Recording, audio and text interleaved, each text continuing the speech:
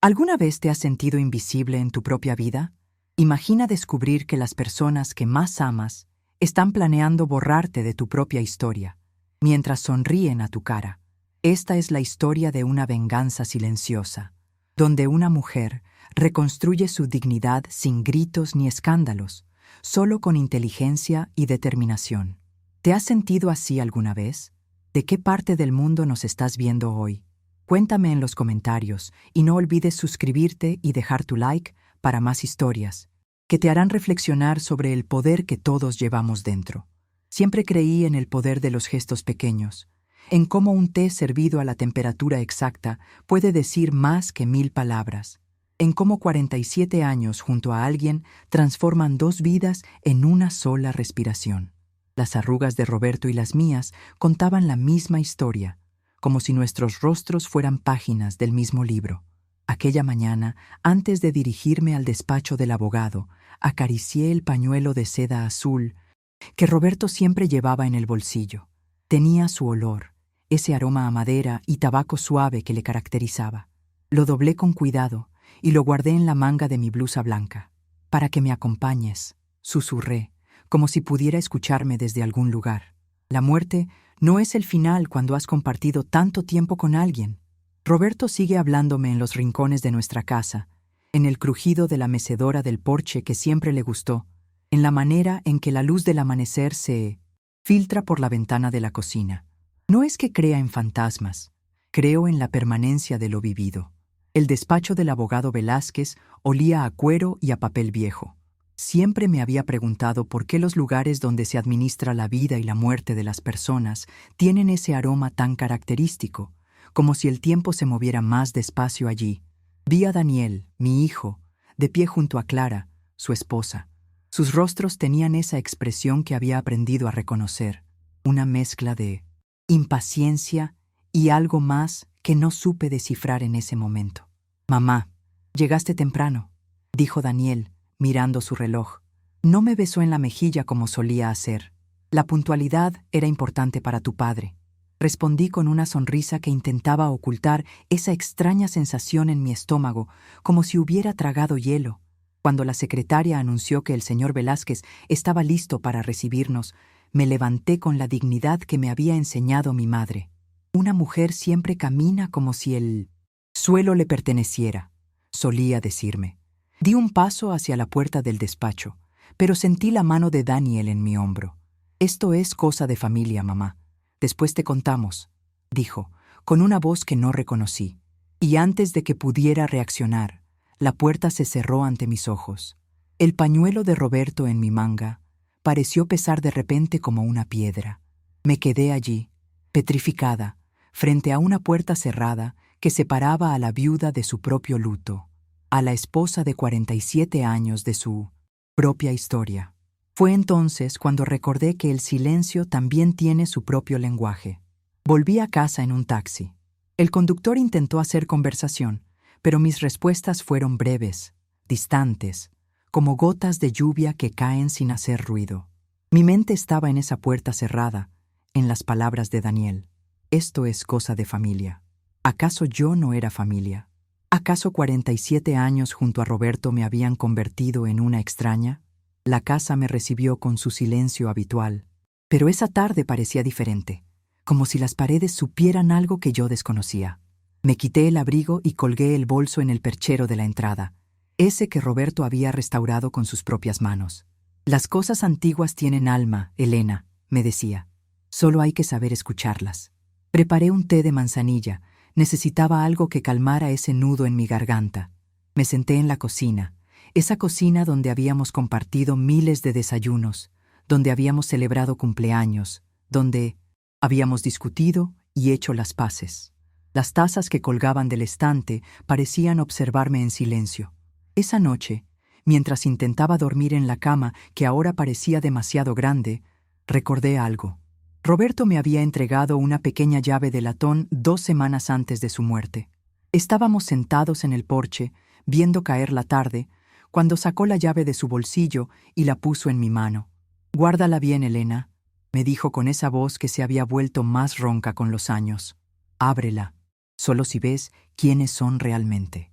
No entendí a qué se refería entonces. Roberto siempre había sido un hombre de frases enigmáticas, de esas que solo cobraban sentido con el tiempo. Guardé la llave en mi joyero, junto a los pendientes que me regaló en nuestro 30º aniversario. Ahora, tumbada en la oscuridad, con el eco de esa puerta cerrándose ante mí, las palabras de Roberto adquirían un nuevo significado. Me levanté, encendí la lámpara de la mesita de noche y abrí el joyero. La llave de Kumu latón brillaba con un destello casi dorado bajo la luz tenue. La sostuve entre mis dedos, sintiendo su peso, su forma. No era una llave común, tenía un diseño antiguo y elegante. Entonces recordé. Roberto tenía una caja de seguridad en el banco.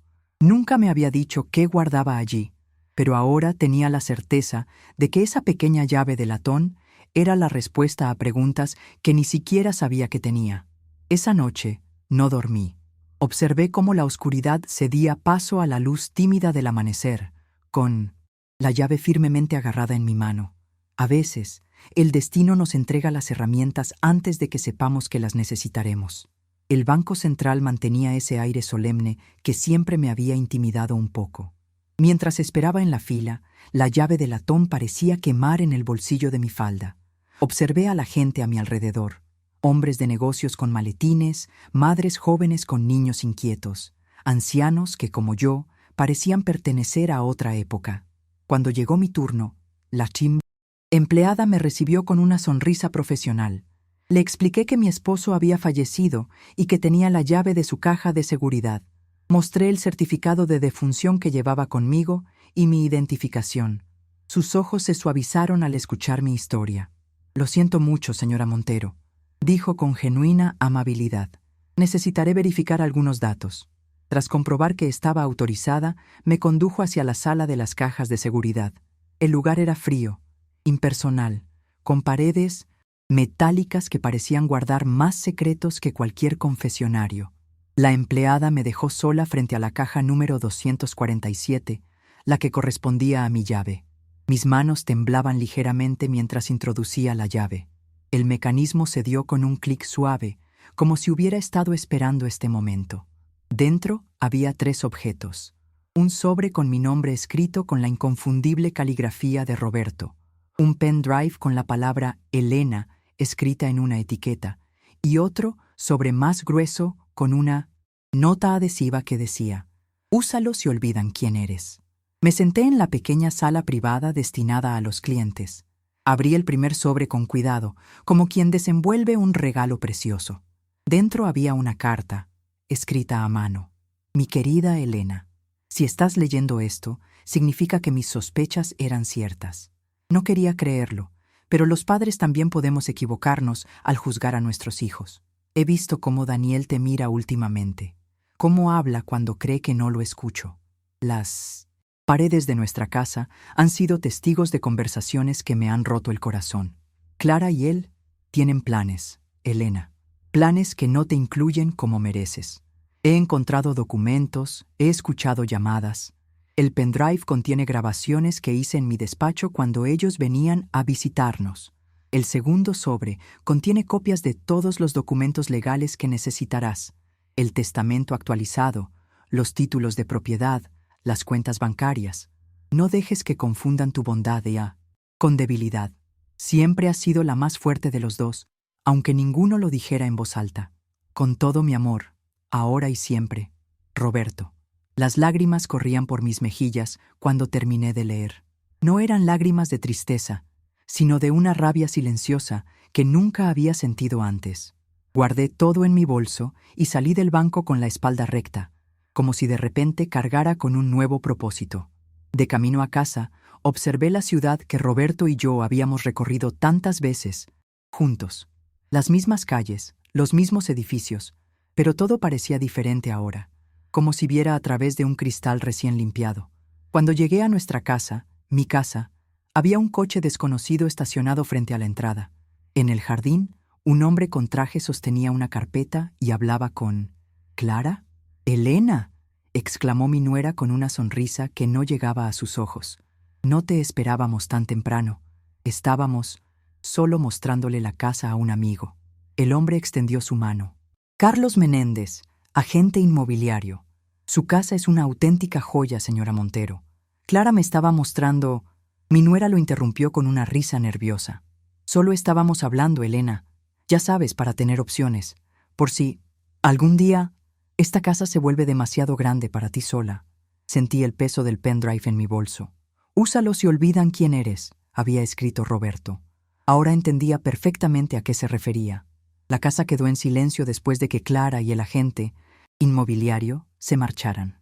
Les despedí con una sonrisa amable, como si no hubiera descubierto que estaban tasando mi hogar a mis espaldas, como si no supiera que mi propia familia estaba trazando líneas en un mapa del que yo había sido borrada. Me senté en el despacho de Roberto, ese espacio que siempre había respetado como suyo, incluso en los años en que compartíamos todo. Había algo sagrado en esas 4 paredes llenas de libros y recuerdos. Conecté el pendrive a su ordenador, ese que apenas sabía usar, pero que ahora se convertía en mi aliado. En la pantalla apareció una carpeta con fechas. La más reciente era de apenas 3 semanas antes de que Roberto nos dejara. Hice clic en ella y la voz de mi hijo inundó la habitación. «Papá, tienes que ser razonable. Mamá está empezando a olvidar cosas. Tu madre tiene 73 años, Daniel, no demencia. Que a veces no recuerde dónde dejó las llaves no significa que no pueda tomar sus propias decisiones. Clara y yo hemos visitado un lugar precioso. Tienen jardines, actividades, atención médica las 24 horas. ¿Me estás hablando de una residencia para ancianos? Una comunidad asistida, papá. Es diferente. Mamá estaría acompañada, tendría amigos de su edad. Daniel, esta conversación ha terminado. Pasé a otro archivo. Esta vez era Clara quien hablaba, su voz más baja, casi susurrante. El testamento es de hace 15 años, Roberto. Las cosas han cambiado.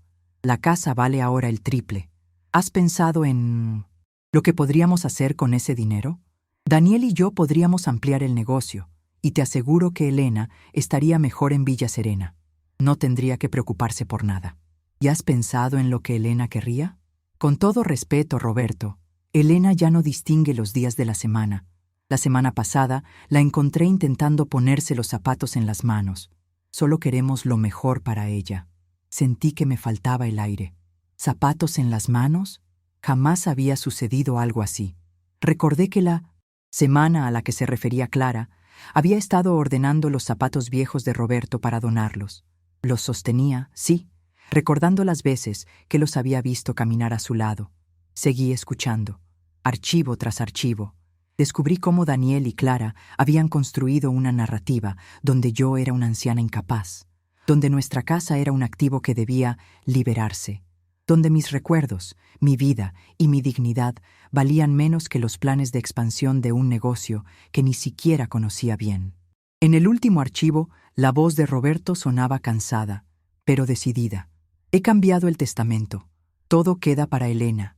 La casa, las cuentas, todo. Y he dejado instrucciones específicas con mi abogado personal, Mateo Suárez. Si intentáis impugnar el testamento o presionar a Elena de alguna manera, hay un segundo documento que se hará público. No quiero llegar a eso, Daniel. Eres mi hijo y te quiero. Pero no permitiré que apartéis a Elena como si fuera un mueble viejo que ya no combina con la decoración. Me quedé inmóvil frente a la pantalla. El despacho de Roberto, que siempre había sido su refugio, ahora se convertía en el mío. Entre sus libros, sus papeles y su presencia invisible, sentí que nacía algo nuevo dentro de mí. No era odio, no era rencor, era una determinación tranquila, como el agua que no hace ruido pero que, con el tiempo, puede erosionar hasta la roca más dura. Anoté el nombre y número de Mateo Suárez, que aparecía en uno de los documentos del segundo sobre. Lo llamaría mañana, pero esta noche necesitaba estar sola con mis pensamientos y con la nueva Elena que comenzaba a despertar. El despacho de Mateo Suárez era más modesto que el de Velázquez. No tenía esa opulencia intimidante, sino más bien un aire de eficiencia tranquila. Libros de derecho llenaban las estanterías y en las paredes colgaban, no diplomas ostentosos, sino fotografías de paisajes serenos. Mateo me recibió con una calidez que me sorprendió. Era un hombre de unos 50 años, con gafas de montura fina y una mirada que transmitía inteligencia y empatía a partes iguales. «Roberto me habló mucho de usted, señora Montero», dijo mientras me indicaba que tomara asiento. «Lamento profundamente su pérdida». «Gracias», respondí, aunque tengo la sensación de que estoy perdiendo mucho más que a mi esposo. Le conté todo lo que había descubierto: la exclusión de la lectura del testamento, la visita del agente inmobiliario, las grabaciones. A medida que hablaba, Mateo tomaba notas en 1900 y una libreta pequeña, asintiendo ocasionalmente. «Roberto anticipó esto», dijo cuando terminé mi relato. «En los últimos meses vino a verme varias veces. Estaba preocupado por usted, no por su salud mental como sugieren su hijo y su nuera, sino por lo que podría ocurrir después de su partida». Mateo abrió un cajón y sacó una carpeta con mi nombre. Dentro había documentos que me mostró uno a uno. El testamento actualizado, como había mencionado Roberto en la grabación. Extractos bancarios que mostraban transferencias no autorizadas de nuestras cuentas conjuntas a una cuenta a nombre de Daniel, líneas de crédito abiertas a mi nombre sin mi conocimiento, y, lo más doloroso, fotografías de Daniel y Clara visitando una residencia para ancianos. «¿Qué puedo hacer?», pregunté, sintiendo cómo mis manos se crispaban sobre mi bolso. «Todo», respondió Mateo con una sonrisa serena. «Roberto se aseguró de eso.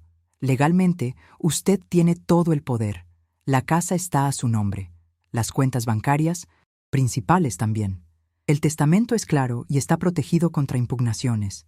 La cuestión es, ¿qué quiere hacer usted, Elena?». Esa pregunta resonó en mi interior. ¿Qué quería hacer? No deseaba una confrontación dramática, gritos o acusaciones. No quería humillar a Daniel como él me había humillado a mí. No quería venganza, al menos no en el sentido tradicional. «Quiero mi vida de vuelta», dije finalmente. «No quiero que me traten como si fuera invisible o incapaz. Quiero respeto, no por ser la viuda de Roberto o la madre de Daniel, sino por ser Elena». Mateo asintió, como si hubiera esperado exactamente esa respuesta. «Entonces hagamos un plan», propuso. «Uno que no implique confrontación directa, sino una demostración silenciosa pero contundente de quién es realmente Elena Montero». Pasamos las siguientes 2 horas diseñando una estrategia. No se trataba de atacar, sino de establecer límites claros. No era una guerra, sino una afirmación de dignidad. Cuando salí del despacho de Mateo, sentí que por primera vez, desde la muerte de Roberto, caminaba con un propósito claro. Esa noche, al regresar a casa, preparé la cena usando la vajilla buena que solo sacábamos en ocasiones especiales. Puse una rosa en un pequeño jarrón en el centro de la mesa. Encendí una vela. Me serví una copa de vino tinto, ese que Roberto y yo compartíamos en nuestros aniversarios. Cenar sola no significaba cenar en soledad. Era mi primer acto de afirmación, el primero de muchos. Los siguientes días transcurrieron con una extraña calma. No llamé a Daniel ni a Clara, y ellos tampoco me contactaron. Era como si un silencio tácito se hubiera establecido entre nosotros, un paréntesis en el tiempo mientras cada uno preparaba su próximo movimiento. Seguí las indicaciones de Mateo meticulosamente. Cambié las contraseñas de todas las cuentas bancarias. Solicité nuevas tarjetas de crédito. Revisé cada documento que Roberto había dejado en esa caja de seguridad. Algunos revelaban detalles que desconocía, inversiones que había hecho a mi nombre, un seguro de vida que me convertía en una mujer mucho más acomodada de lo que había imaginado, propiedades pequeñas en la costa que Roberto había comprado para nuestros años dorados. También contacté con una agencia de cuidados a domicilio, no porque los necesitara, sino porque quería tener toda la información a mano. «Conoce todas tus opciones antes de que otros decidan por ti», me había aconsejado Mateo. El jueves por la tarde, exactamente. 10 días después de la lectura del testamento, Daniel llamó. «Mamá, pasaremos a verte mañana», anunció con un tono que pretendía ser casual. «Clara y yo tenemos algo importante que hablar contigo». «Claro, hijo», respondí con una amabilidad que sorprendió incluso a mí misma. «Prepararé algo para merendar». Pasé la noche preparando no solo la merienda, sino también mi presentación. Dispuse en el comedor, de forma aparentemente casual, todos los documentos que demostraban mi lucidez y control. Facturas recién pagadas, extractos bancarios organizados, el contrato de mantenimiento del jardín que acababa de renovar. También dejé a la vista algunos folletos de la agencia de cuidados a domicilio, con anotaciones en los márgenes. Me vestí con esmero. Un vestido azul marino que Roberto siempre había elogiado, un maquillaje discreto pero cuidado, el collar de perlas que había sido de mi madre. No quería parecer una mujer desesperada por impresionar, sino una mujer que se respeta a sí misma. Cuando llegaron, los recibí con té y pastas caseras. Clara parecía incómoda, evitando mirarme directamente. Daniel, en cambio, irradiaba una confianza que me resultó dolorosa. Llevaba un maletín y casi podía adivinar su contenido. «Mamá», comenzó después de un sorbo de té, «hemos estado pensando mucho en ti desde que papá se fue. Esta casa es demasiado grande para una persona sola. El mantenimiento, las escaleras. A tu edad, todo se vuelve más complicado». Asentí, como si considerara sus palabras con seriedad. «Clara y yo hemos encontrado un lugar maravilloso. Se llama Residencia Villa Serena. Tienen jardines preciosos, actividades culturales, servicio médico. Estarías rodeada de personas de tu edad. Tendrías compañía». «Suena interesante», comenté. «¿Habéis traído información?» Daniel pareció aliviado por mi receptividad. Abrió su maletín y sacó folletos brillantes que mostraban sonrientes ancianos jugando al ajedrez y participando en talleres de pintura. «También hemos traído algunos documentos para simplificar las cosas», continuó cada vez más animado. «Es un poder notarial para que pueda gestionar tus asuntos, y este otro es para la venta de la casa. El mercado está en un buen momento, y hemos recibido una oferta excelente». Fue entonces cuando saqué mi propio sobre del cajón del aparador. «Qué coincidencia», dije con voz tranquila. «Yo también tengo algunos documentos que me gustaría compartir con vosotros». Extendí sobre la mesa, uno a uno, todos los papeles que demostraban lo que sabía. Las transferencias no autorizadas, las líneas de crédito fraudulentas, las fotografías de ellos visitando Villa Serena semanas antes de la muerte de Roberto, correos electrónicos impresos donde discutían mi supuesta incapacidad. «También tengo esto», añadí, colocando un pequeño reproductor de audio en el centro de la mesa.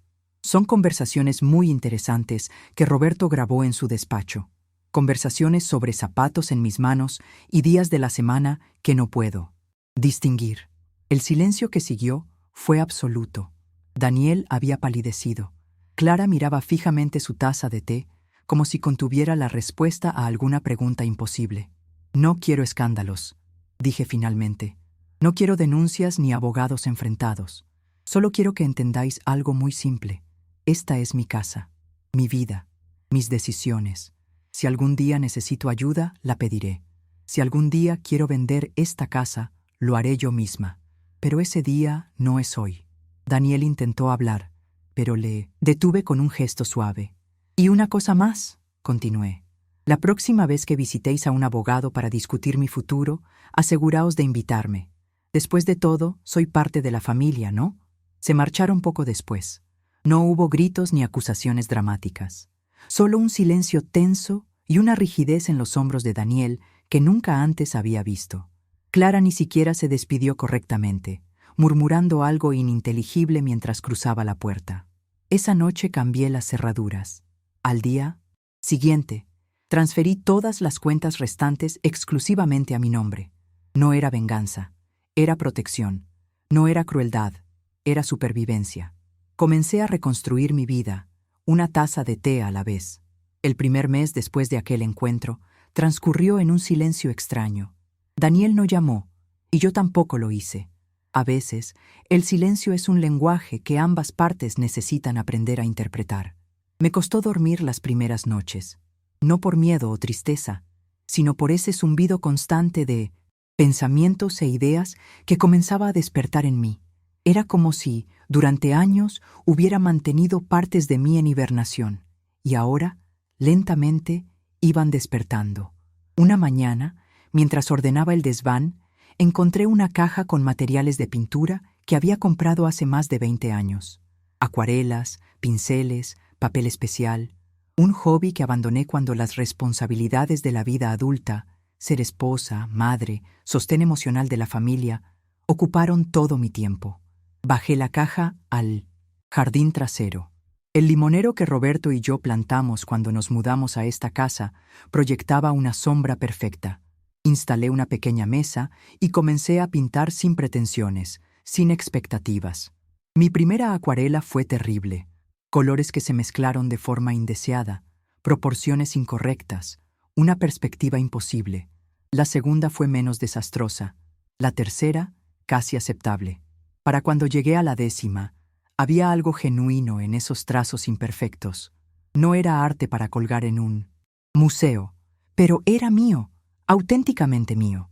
Comencé a establecer nuevas rutinas, desayunos elaborados solo para mí, usando la vajilla buena que antes reservábamos para visitas, paseos matutinos por el parque cercano, donde conocí a otras mujeres que también caminaban solas, con sus historias a cuestas, tardes de lectura en el sillón de Roberto, rodeada de sus libros que ahora también eran míos para explorar. Una tarde, Carmen, mi vecina de toda la vida, vino a tomar café. Observó mis acuarelas, que había empezado a colgar en la pared del pasillo. «Te ves diferente, Elena», comentó mientras untaba mantequilla en una galleta. «Más ligera, de alguna manera». «Me siento diferente», admití, como si hubiera estado conteniendo la respiración durante mucho tiempo y finalmente pudiera exhalar. «Roberto estaría orgulloso», dijo ella con una sonrisa cálida. «Siempre decía que eras la mujer más fuerte que conocía». Esas palabras me sorprendieron. Roberto rara vez expresaba ese tipo de admiración en voz alta, al menos no conmigo. ¿Él dijo eso? Muchas veces, asintió Carmen, especialmente en los últimos años. Decía que tenías una fortaleza tranquila, de esas que no necesitan demostrarse constantemente. Esa noche, antes de dormir, observé mis manos que habían sostenido a un bebé llamado Daniel, que habían acariciado el rostro de Roberto durante décadas, que habían preparado miles de comidas, limpiado infinitas superficies, secado incontables lágrimas. Ahora esas mismas manos sostenían pinceles, firmaban documentos bancarios, protegían mi futuro. Manos que, por primera vez en mucho tiempo, trabajaban principalmente para mí. Me dormí pensando en esa fortaleza tranquila que Roberto había visto en mí, incluso cuando yo misma la había olvidado. Instauré un ritual. Todos los días a las 5 de la tarde preparaba té en la tetera de porcelana china que nos regaló mi hermana en nuestro 20º aniversario. Elegía con cuidado el tipo de té según mi humor.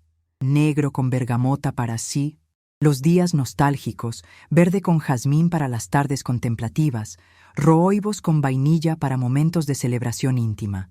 Lo servía en una taza delicada, añadía una cucharadita de miel o una rodaja de limón, y me sentaba en el porche o en el jardín, dependiendo del clima. A veces leía, otras simplemente observaba los pájaros, las nubes, las sombras alargándose con la tarde. Era mi momento, completamente mío. Fue durante uno de estos rituales de té cuando recibí la primera carta de Daniel. Un sobre blanco, simple, con mi nombre escrito con su caligrafía apresurada. El cartero lo había dejado entre la publicidad, casi como si él también intuyera la importancia de ese sobre aparentemente insignificante. No la abrí inmediatamente. La coloqué junto a mi taza de té, dejando que su presencia me acompañara mientras terminaba mi ritual. Algunas noticias, buenas o malas, merecen ser recibidas con calma, con la dignidad de la espera consciente. Cuando finalmente abrí el sobre, el sol ya se ocultaba tras las casas vecinas, tiñendo el cielo de un naranja melancólico. Querida mamá, han pasado 2 meses desde nuestro último encuentro. He intentado escribir esta carta muchas veces, pero las palabras nunca parecían adecuadas. ¿Cómo te pides perdón a la persona que te dio la vida después de haber intentado arrebatarle su dignidad? No busco justificarme. No hay justificación para lo que hice, para lo que Clara y yo planeamos. Solo puedo decirte que en algún momento del camino confundí la preocupación con el control, el cuidado con la posesión. Creí que estaba protegiéndote cuando en realidad estaba protegiéndome a mí mismo, de la culpa por no visitarte lo suficiente, del miedo a verte envejecer, de la responsabilidad de ser un buen hijo en lugar de un buen gestor de activos. He comenzado terapia. El terapeuta dice que tengo mucho que desaprender. Clara y yo nos hemos separado. No fue solo por esto, pero esto fue la gota que colmó un vaso que ya estaba rebosando de problemas no resueltos. No te pido que me perdones ahora. Solo te pido que sepas que estoy trabajando para ser mejor, para ser digno de ser llamado tu hijo nuevamente. No quiero la casa, ni el dinero, ni nada material. Solo quiero la oportunidad de conocerte de nuevo, a la Elena que siempre fuiste, pero que nunca me permití ver completamente. Con respeto y arrepentimiento. Daniel. Releí la carta 3 veces antes de doblarla cuidadosamente y guardarla en el bolsillo de mi vestido. El té se había enfriado, pero no me importó. Bebí el último sorbo mirando las primeras estrellas aparecer en el cielo. No sentí una alegría desbordante ni un perdón instantáneo. Sentí algo más complejo, un reconocimiento tranquilo de que las personas pueden cambiar, de que las relaciones pueden transformarse, de que hay muchos caminos posibles hacia la reconciliación. Esa noche, antes de dormir, llamé a Daniel. No hablamos de la casa, ni del dinero, ni del pasado. Hablamos del clima, de mis pinturas, de su terapia. Una conversación breve, cuidadosa, como quien prueba la temperatura del agua antes de sumergirse. Acordamos hablar una vez por semana, no para resolver todo de golpe, sino para construir algo nuevo, paso a paso, palabra a palabra, como quien pinta una acuarela, pacientemente, aceptando que algunos colores se mezclarán de formas inesperadas. Una de las pequeñas revoluciones que inicié fue utilizar los platos buenos para mis comidas diarias. Todas las familias tienen esos platos. La entonces vajilla especial que solo sale en Navidad, en cumpleaños importantes o cuando vienen invitados que queremos impresionar. El resto del año permanecen guardados, protegidos, esperando ser dignos de uso. En nuestra casa era un juego de porcelana inglesa que había pertenecido a la madre de Roberto. Platos con delicados bordes dorados y pequeñas flores azules pintadas a mano. Durante décadas los había limpiado con cuidado 2 veces al año, para luego devolverlos a su caja, envueltos en papel de seda. Una mañana, mientras desayunaba con mi taza habitual, me pregunté, ¿para qué estoy guardando lo mejor? ¿Para qué ocasión más especial que esta? Estar viva, consciente, dueña de mis decisiones. Saqué la vajilla inglesa. Preparé tostadas con mermelada casera de naranja, huevos revueltos con hierbas del jardín y café recién molido. Dispuse todo con esmero en la mesa del jardín, con un pequeño jarrón con flores frescas como centro. Desayunar sola con esa vajilla fue un acto de afirmación. No necesitaba una ocasión especial, no necesitaba invitados importantes. Yo era la ocasión especial. Yo era la invitada importante en mi propia vida. Desde ese día, comencé a usar los platos buenos para todo, para mis desayunos, para mis almuerzos, incluso para esas cenas ligeras que a veces consistían solo en una sopa y una fruta. Lo mejor no se guarda, se vive, me repetía como un mantra. También empecé a experimentar con nuevos sabores. Durante años había cocinado según los gustos de Roberto y Daniel. Ahora podía preparar platos picantes que a mí me encantaban, o esos postres con canela que ellos nunca apreciaron. Redescubrí mi paladar, como quien redescubre un idioma materno olvidado. Una tarde, mientras preparaba una infusión de hierbas que había comprado en el mercado ecológico, otro de mis nuevos descubrimientos, sonó el teléfono. Era Daniel. Mamá, estaba pensando, ¿podría pasar a verte mañana? Tengo algo para ti. Nuestra relación seguía siendo cautelosa, como un puente en 1900. Reconstrucción que solo permite el paso ligero. Nuestras conversaciones semanales habían evolucionado de temas superficiales a recuerdos compartidos, incluso a algunas risas tentativas. Claro, respondí. Estaré pintando en el jardín por la tarde. Puedes venir a eso de las 5 si te parece bien. Cuando llegó al día siguiente, Daniel parecía diferente. Más delgado, quizás, pero también más presente, con una mirada más clara. Traía un paquete pequeño envuelto en papel marrón. Es algo que encontré en mi trastero, explicó mientras se sentaba en la silla de mimbre junto a la mía. Creo que te pertenece. Dentro del paquete había un cuaderno antiguo, con las páginas amarillentas y la cubierta descolorida. Lo reconocí inmediatamente. Mi diario de los primeros años de matrimonio, que creía perdido en alguna mudanza. ¿Dónde lo encontraste?, pregunté, acariciando la cubierta con reverencia. Entre las cosas de papá que guardé cuando estábamos planificando todo, admitió, con la mirada baja. Él lo tenía en su caja fuerte personal, en su despacho. Abrí el diario al azar. Mi letra, más redondeada entonces, narraba un día ordinario de 1979. Roberto plantando tomates en el jardín trasero, Daniel de 5 años persiguiendo mariposas, yo haciendo conservas de melocotón mientras tarareaba canciones de la radio. Nunca supe que papá lo guardaba, murmuré. Había una nota dentro, dijo Daniel, sacando un pequeño papel doblado de su bolsillo. La encontré marcando una página. La nota, escrita con la letra inconfundible de Roberto, decía simplemente: para recordar siempre quién es Elena, incluso cuando ella lo olvide. Algo se quebró y se recompuso simultáneamente dentro de mí. ¿Cuántas veces había postergado mis deseos por los de otros? ¿Cuántas veces había guardado los platos buenos de mi personalidad, mostrando solo la vajilla cotidiana, funcional, pero menos auténtica? Daniel y yo tomamos té en los platos ingleses esa tarde. No hablamos mucho, pero el silencio ya no era incómodo. Era un silencio compartido, como el espacio entre dos notas musicales que también forma parte de la melodía. Cuando se marchó, volví al jardín y continué mi acuarela. Estaba pintando el limonero, pero ahora añadí 2 figuras pequeñas bajo su sombra, una mujer mayor y un hombre adulto, sentados en sillas de mimbre, compartiendo algo que podría ser té, o quizás conversación, o tal vez simplemente tiempo. En el pasillo principal de la casa, junto a la entrada del salón, siempre, había colgado una fotografía enmarcada. Daniel en su graduación universitaria, con su toga y birrete, sonriendo a la cámara con ese orgullo juvenil de quien tiene toda la vida por delante. Era una buena fotografía, y durante años me había gustado verla cada vez que pasaba por allí. Una mañana, mientras limpiaba el polvo de los marcos, me detuve frente a ella y me di cuenta de algo. En toda la casa no había ni una sola fotografía mía sola. Estaba en fotografías familiares, por supuesto, junto a Roberto en nuestra boda, sosteniendo a Daniel bebé, en reuniones y celebraciones, pero siempre como esposa de, madre de, parte de, nunca simplemente Elena. Descolgué la fotografía de Daniel y dejé el espacio vacío, no por rencor o para borrar su presencia, sino para hacer espacio para algo nuevo.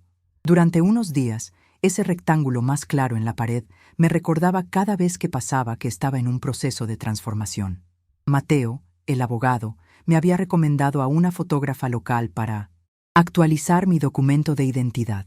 Claudia resultó ser una mujer fascinante de unos 40 años, con un estudio pequeño, pero acogedor en el centro de la ciudad. Solo necesito una foto de carnet, le expliqué cuando llegué a mi cita. Claudia me observó con ojos profesionales. Puedo hacerle una foto de carnet perfectamente aburrida, como las que hace cualquier máquina automática, dijo con una sonrisa cómplice. O puedo hacerle un retrato real, uno que la muestre a usted, no solo su cara. Algo en su propuesta resonó en mí. ¿Y cómo sería ese retrato real?, pregunté. Depende de quién sea usted realmente, respondió ella. ¿Quién es Elena cuando nadie la está mirando? Esa pregunta me acompañó durante toda la sesión. Claudia me fotografió primero para el documento oficial, eficiente y rápida. Pero luego me invitó a sentarme en diferentes espacios de su estudio, junto a una ventana con luz natural, en un sillón antiguo con un libro en las manos, de pie junto a una pared con textura. No posé artificialmente. Simplemente conversamos sobre arte, sobre la vida después de los 70, sobre el redescubrimiento personal, y ella disparaba discretamente, capturando momentos entre palabras. Cuando regresé una semana después para recoger las fotografías, me sorprendió lo que vi. La mujer en esas imágenes tenía mis rasgos, mi cabello plateado, mis arrugas dignamente ganadas. Pero había algo más, una serenidad en la mirada, una fuerza tranquila en la postura, una presencia plena que no recordaba haber visto antes en el espejo. Esta, dije, señalando una donde estaba sentada junto a la ventana, con la luz lateral iluminando medio rostro y dejando el otro en una penumbra suave. Esta soy yo. Enmarqué esa fotografía y la colgué en el espacio que había dejado libre en el pasillo. No era un reemplazo, era una continuación de la historia de esa casa, la historia de todos nosotros, pero también mi historia individual. Daniel lo notó en su siguiente visita. Se detuvo frente a la fotografía, la observó en silencio durante un largo momento. «Es una fotografía preciosa, mamá», dijo finalmente. «Captó algo en ti que siempre ha estado ahí, pero que quizás no todos hemos sabido ver». No respondí inmediatamente. Simplemente me paré junto a él, ambos contemplando la imagen. «Hay espacio para más fotografías en esta pared», comenté finalmente. «Quizás algún día, cuando estés listo, podamos poner una nueva tuya también. No la de la graduación, una que muestre quién eres ahora». Él asintió, comprendiendo el significado más profundo de mis palabras. No se trataba solo de fotografías en una pared.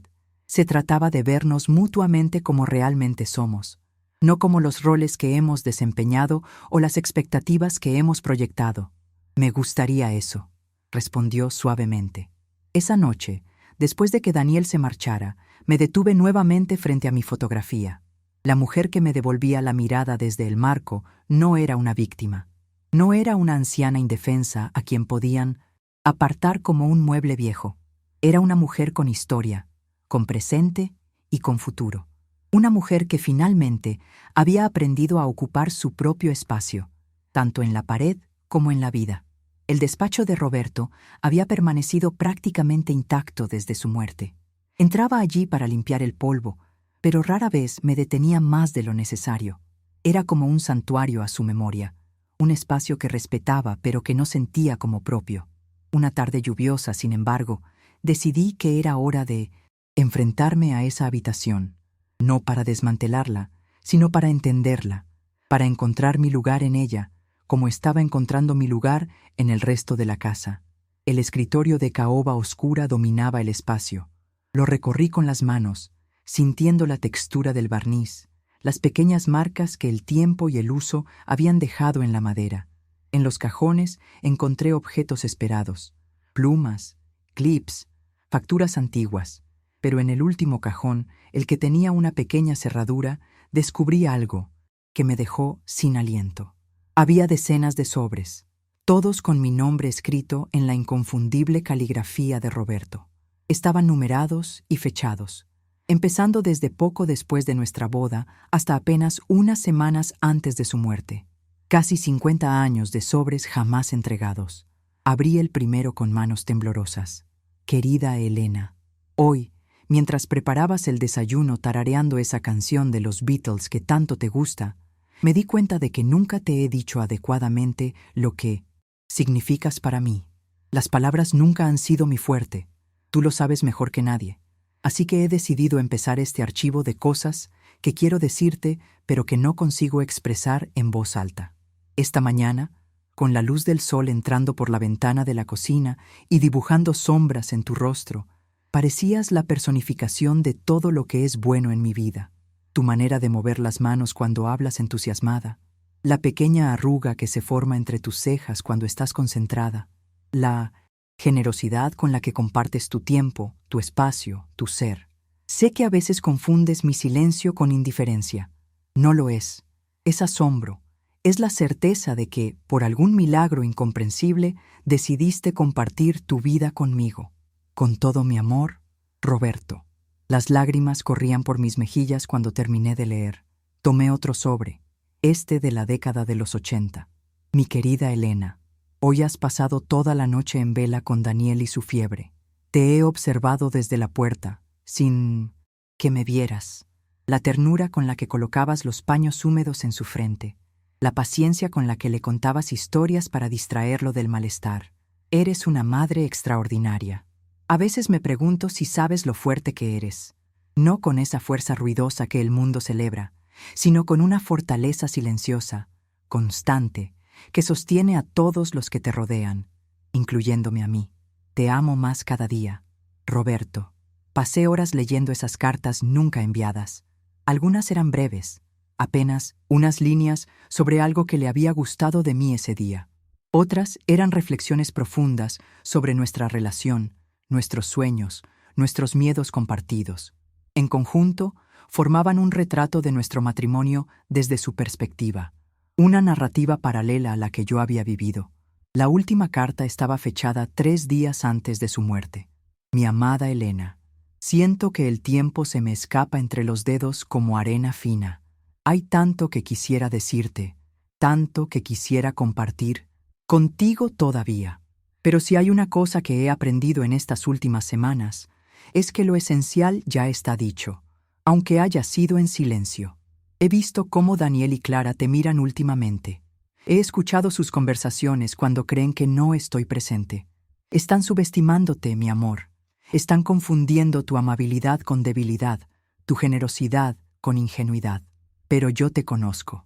Conozco la acero que hay bajo tu piel suave. Conozco la determinación que brilla en tus ojos cuando algo es importante para ti. Y sé, con absoluta certeza, que encontrarás tu camino a través de lo que viene. He dejado todo preparado para protegerte legalmente, pero tu verdadera protección siempre ha estado dentro de ti. Esa fuerza tranquila, esa dignidad innata, esa capacidad para reinventarte que siempre he admirado en silencio. Confía en ti misma como yo confío en ti. Y recuerda que mi amor te acompaña, incluso cuando ya no esté aquí para decírtelo en persona. Por siempre tuyo, Roberto. Cuando terminé de leer la última carta, el sol se había puesto y la habitación estaba en penumbra. Encendí la lámpara del escritorio, esa luz cálida que tantas veces había iluminado a Roberto mientras trabajaba. Saqué un cuaderno nuevo del cajón. La primera página en blanco me invitaba a escribir. Y así lo hice. Comencé a escribir mi propia historia, no como esposa de Roberto o madre de Daniel, sino como Elena. Una historia que había empezado mucho antes de conocerlos y que continuaría mucho después de las traiciones y las reconciliaciones. Titulé ese cuaderno La habitación silenciosa. No escribía para publicar, ni siquiera para que otros lo leyeran. Escribía para reclamar mi propia narrativa, después de que otros hubieran intentado borrarme con sonrisas amables y transiciones cuidadosas. El despacho de Roberto se convirtió así, poco a poco, en mi espacio de escritura. Un lugar donde las palabras nunca dichas finalmente encontraban voz. Mi vecina Luisa siempre había sido una presencia constante pero discreta en mi vida. Viuda como yo, aunque desde hacía más tiempo se había convertido en una especie de guía involuntaria en este nuevo territorio de la autonomía tardía. Una tarde, mientras yo escribía en el despacho, ahora también mío, Luisa apareció en mi puerta con una planta en las manos. Una orquídea blanca, elegante y delicada. «Es para celebrar», dijo cuando le abrí, sin esperar invitación para entrar, como hacen las amigas de verdad. «¿Celebrar qué?», pregunté, siguiéndola hacia la cocina, donde ella ya estaba poniendo agua a hervir para el té, como si estuviera en su propia casa. «Tu renacimiento», respondió con esa sonrisa suya, mitad irónica, mitad cómplice. «Te he estado observando, Elena. Te he visto cambiar en estos meses. Es como si hubieras dejado caer un abrigo pesado que llevabas incluso en verano. Preparamos el té juntas, en un silencio cómodo. Luisa siempre había sido así, directa pero no invasiva, observadora pero no entrometida. Nos sentamos en el porche, con la orquídea entre nosotras, como un tercer interlocutor silencioso. «¿Sabes qué me dijo mi Antonio antes de morir?», comentó Luisa, después de un sorbo de té. Me dijo: «Luisa, ahora podrás poner esos horribles cojines azules que siempre te gustaron y que yo siempre odié». Soltó una carcajada. Compré 12 cojines azules la semana siguiente, los más horribles que encontré. Reí con ella, comprendiendo perfectamente. Los pequeños actos de afirmación, las decisiones, minúsculas, que van construyendo una nueva identidad. «Estoy escribiendo», confesé, sorprendiéndome a mí misma por compartir algo que hasta entonces había mantenido privado. «¿Una novela? ¿Memorias?», preguntó Luisa con genuino interés. «Mi historia, no para publicarla, solo para existir en mis propias palabras». Luisa asintió, como si fuera la respuesta más natural del mundo. «Es una forma de venganza, ¿sabes?», dijo, inclinándose ligeramente hacia mí. No esa venganza dramática de las telenovelas, sino la verdadera. Vivir bien, en tus propios términos, es la mejor respuesta para quienes intentaron decidir por ti. No se trata de venganza, reflexioné, buscando las palabras exactas. Se trata de no desaparecer en silencio. Exactamente. Luisa sonrió, levantando su taza en un brindis imaginario. Por no desaparecer en silencio. Hablamos durante horas, compartiendo historias de nuestros matrimonios, de nuestros hijos. Ella tenía 2, ambos viviendo en el extranjero, de los pequeños y grandes ajustes que habíamos hecho tras quedarnos viudas. No era una conversación triste, era reconfortante, como encontrar a alguien que habla tu mismo idioma en un país extranjero. Cuando se marchó, ya anocheciendo, me abrazó con fuerza. Estoy a 30 pasos de distancia, me recordó, para lo que necesites, o simplemente para tomar más té y hablar de la vida. Esa noche, añadí un nuevo capítulo a mi manuscrito. Escribí sobre la amistad entre mujeres, sobre ese entendimiento tácito que se desarrolla cuando has vivido experiencias similares, sobre cómo Luisa había aparecido en mi vida con más intensidad precisamente cuando más la necesitaba, no para resolverme nada, sino para confirmarme que el camino que estaba recorriendo era válido. También escribí sobre la orquídea blanca que ahora decoraba mi mesa de noche. Las orquídeas son flores resistentes, a pesar de su apariencia delicada. Pueden florecer en las condiciones más adversas si se les da el cuidado adecuado, como las inocentes mujeres, como yo. El teléfono sonó un miércoles por la tarde, mientras regresaba de mi clase de acuarela en el Centro Cultural del barrio. Me había inscrito hacía un mes, superando esa timidez inicial, ese miedo absurdo a no ser lo suficientemente buena que nos persigue a las mujeres de mi generación. ¿Mamá? La voz de Daniel sonaba diferente por teléfono. Más joven, casi como cuando era adolescente, y me llamaba para pedirme que lo recogiera de casa de algún amigo. «Hola, hijo», respondí, dejando mis materiales de pintura sobre la mesa del recibidor. «¿Cómo estás?» Hubo un silencio breve, de esos que anuncian palabras importantes. «He estado pensando mucho», comenzó, «sobre todo lo que pasó, sobre lo que casi hice, sobre quién soy y quién quiero ser». Me senté en el sillón junto a la ventana, ese donde Roberto solía leer el periódico los domingos. La luz de la tarde entraba oblicua, creando patrones dorados en el suelo de madera. Mi terapeuta dice que necesito entender de dónde vino esa necesidad de control, continuó Daniel. Esa idea de que yo sabía mejor que tú lo que necesitabas. ¿Y lo has entendido?, pregunté suavemente. Estoy empezando a hacerlo, respondió con una honestidad que me conmovió. Parte de ello tiene que ver con el miedo. Miedo a perderte como perdí a papá. Miedo a la responsabilidad. Miedo a enfrentarme a mi propio envejecimiento. Nunca habíamos tenido una conversación así, ni siquiera cuando era niño y le explicaba el mundo. Siempre había habido cierta reserva, ciertos temas que quedaban en el aire, sin abordar directamente. Clara y yo nos hemos separado definitivamente, añadió tras otro silencio. No fue solo por lo que pasó contigo. Teníamos problemas desde hace tiempo, pero todo esto fue un catalizador, supongo. Lo siento, dije, y lo decía en serio. A pesar de todo, no le deseaba infelicidad. No lo sientas, respondió con una pequeña risa triste. Es probablemente lo mejor que podía pasar. Para ambos. Hablamos durante casi una hora sobre su trabajo en la consultoría, que había decidido dejar para dedicarse a la enseñanza, su verdadera vocación, sobre sus sesiones de terapia, sobre los pequeños cambios que estaba haciendo en su vida, cocinar más, caminar por las mañanas, leer los libros que siempre había postergado. No mencionamos la casa, ni el testamento, ni el dinero. No era necesario. Esas conversaciones pertenecían al pasado, o quizás a algún futuro lejano, cuando todas las heridas hubieran cicatrizado. Completamente. Me gustaría verte más a menudo, dijo finalmente. No para supervisarte ni para, ya sabes, solo para conocerte, para entender quién es mi madre más allá de mamá. Me gustaría eso, respondí, sorprendida por las lágrimas que se agolpaban en mis ojos. Yo también quiero conocer a mi hijo más allá de hijo. Cuando colgamos, Me quedé sentada junto a la ventana un largo rato, observando cómo la luz cambiaba, cómo las sombras se alargaban en el jardín. Pensé en todas las versiones de mí misma que habían existido.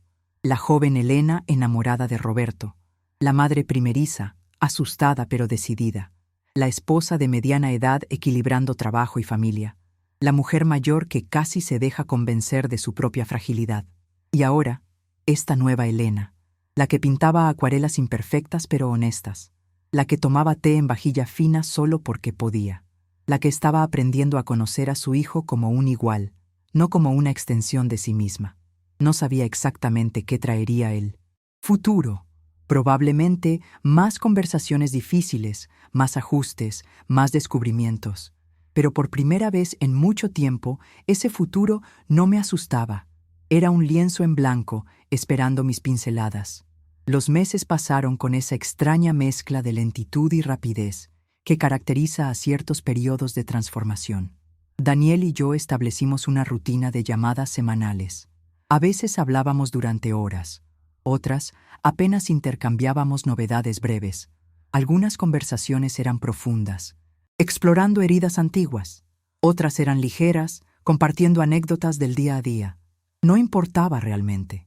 Lo importante era el puente que estábamos construyendo, palabra a palabra, silencio a silencio.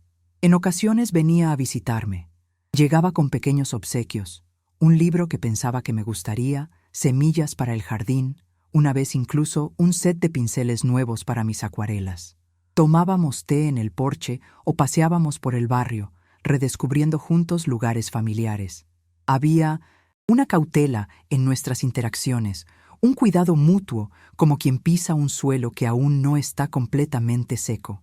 Pero también había risas, cada vez más frecuentes, cada vez más auténticas. El despacho, ahora mi estudio, se había transformado por completo. Seguían allí los libros de Roberto, su viejo sillón de cuero, su lámpara de escritorio.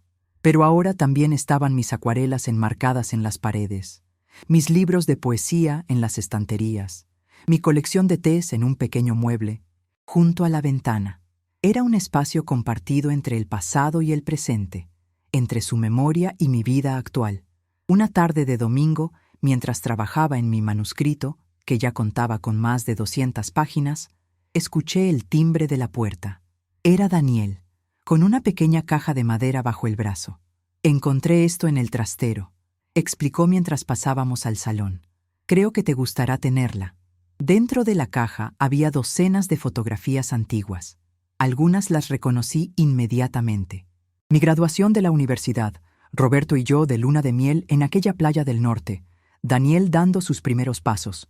Otras eran más sorprendentes. Yo pintando en el jardín de nuestra primera casa, una actividad que había olvidado por completo.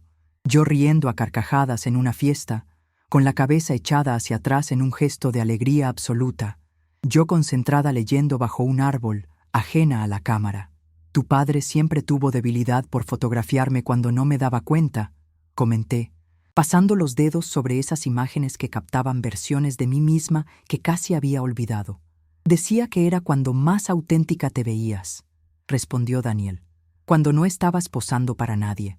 Esa noche, después de que Daniel se marchara, volví al estudio y continué escribiendo. Pero esta vez, no escribí sobre el pasado reciente, sobre la traición o el redescubrimiento. Escribí sobre la joven Elena de las fotografías, sobre sus sueños, sus miedos, sus pequeñas rebeldías cotidianas, sobre cómo esa mujer nunca había desaparecido realmente, solo se había ocultado temporalmente bajo capas de responsabilidades y expectativas ajenas. La habitación silenciosa ya no era solo el título de mi manuscrito.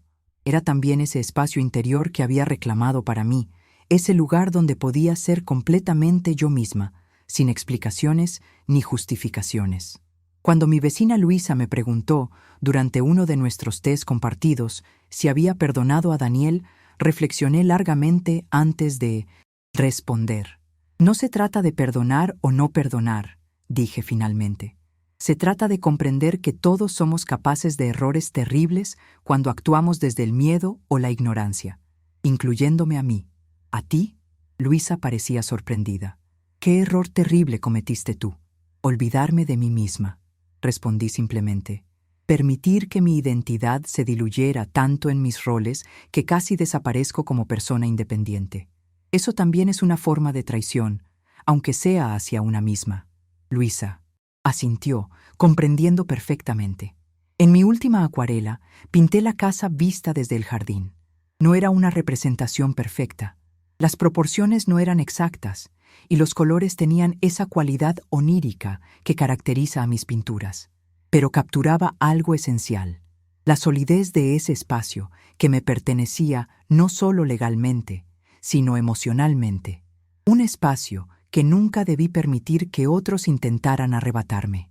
Ellos no esperaban que yo hablara, no esperaban que yo permaneciera. Habían olvidado que mi nombre seguía en la escritura de esta casa, tanto la de ladrillos y cemento como la de mi propia vida. Y yo estaba decidida a no ser borrada.